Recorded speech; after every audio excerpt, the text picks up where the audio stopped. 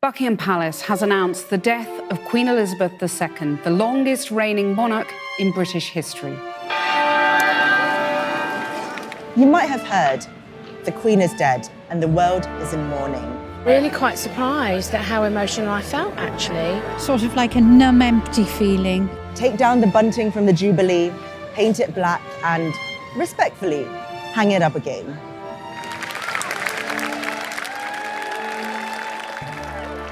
But respect doesn't have to mean reverence, even if she was a bit like the nation's now. Many people find it hard to overlook the fact that the global significance and power of the British monarchy stems from the enslavement and exploitation of people of colour. As the world remembers the most iconic moments from the reign of Queen Elizabeth II, it's important to give equal attention to the human costs that made it possible. Royal Empires of Dirt, a show about how British monarchs got rich at the expense of everyone else. If you look past the corgis, the coins, and the ceramic commemorative tap, you'll find that the royal family is a bona fide financial empire. Working out its exact value isn't easy because, like any half-decent financial empire, it goes to great lengths to obscure it.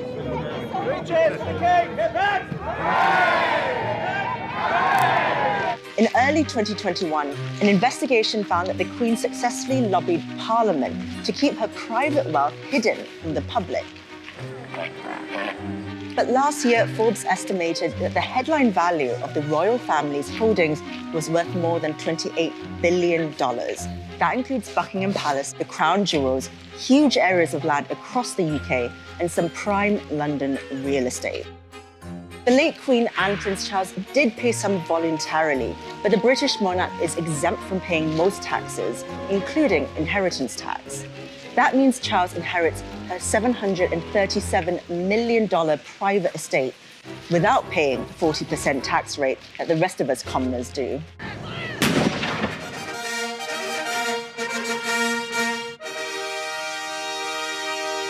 The crown of the United Kingdom of Great Britain and Northern Ireland come to the Prince Charles Philip Arthur George.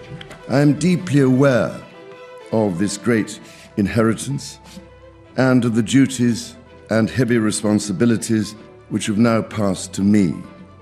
Now that Charles is king, £1 billion worth of property that belonged to him outright will also now pass to Prince William. It's fair to say that the Windsors will not be weighing up whether to heat or eat this winter. But where did these riches come from in the first place?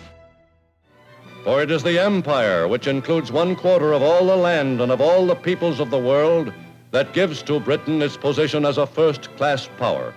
From the 16th century onwards, the British monarchy was central to the establishment, expansion, and maintenance of the British Empire, the largest the world has ever seen.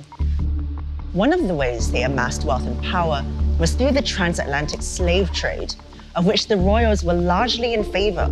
The 1562 journey of John Hawkins, the first English person known to have included enslaved Africans in his cargo, was approved by Queen Elizabeth I herself.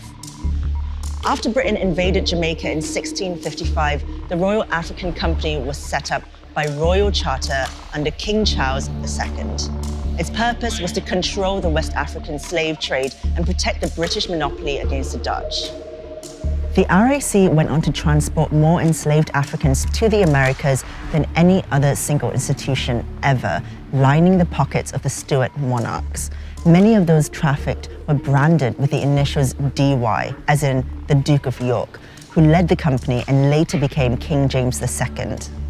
Britain's shameful history of slavery is inextricable from the royals who were so eager to profit from it, and that barbaric legacy extends today. Historic royal residences like Kensington Palace and Hampton Court Palace that date back to the 17th century were, to some extent, funded by slavery.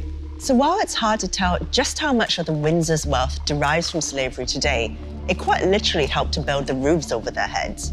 And these days, it's the British taxpayers who are footing the maintenance bill.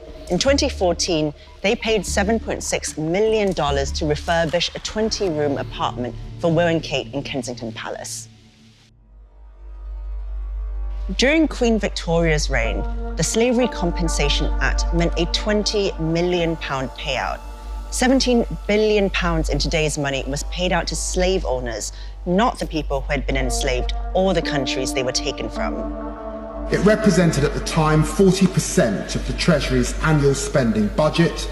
The sum was so large that it took British taxpayers 182 years to pay off. In recent years, more and more former colonies are saying they want out of the Commonwealth and an apology. And while they're at it, their rightful share of those billions, maybe even trillions, is complex to calculate, but some estimated figures for reparations suggest that the UK owes a staggering amount of money, around $10 trillion to the Caribbean and to Africa each, and $44.6 trillion to India. It's enough to make you sweat, unless, of course, you're Prince Andrew. Ahead of the couple touching down here, there have been protests which have cast a distinct shadow over this visit. Earlier this year, Will and Kate were embarrassed on their tour of the Caribbean, and not just because of Will's bad dancing. Before their arrival in Jamaica, over 100 public figures signed an open letter calling on the royal family and the British government to offer an apology and pay reparations. Prince William did express profound sorrow for the appalling atrocities of slavery, but that's not actually an apology or a payout. Prince William, I hope you feel ashamed in some sense. They represent a certain kind of history that is unpleasant for our people.